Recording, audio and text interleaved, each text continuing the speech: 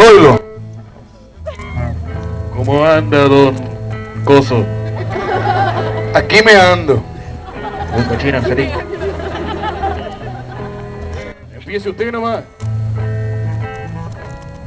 Aquí me pongo a cantar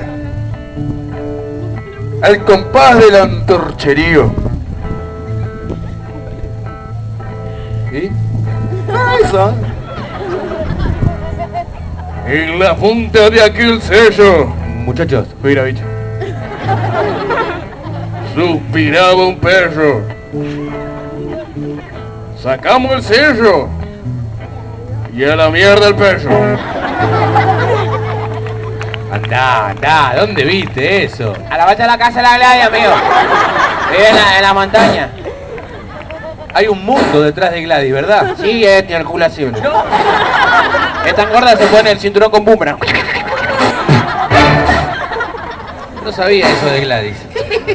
Y ahora sí, señoras y señores, llega el momento de seguir generando el espectáculo y de esta manera vamos a presentarles el número más esperado por todos ustedes, el número más esperado por todos nosotros. Sí, llegó el momento de realizar este número, el número que más nos gusta hacer. Así es, señoras y señores, llega el momento de realizar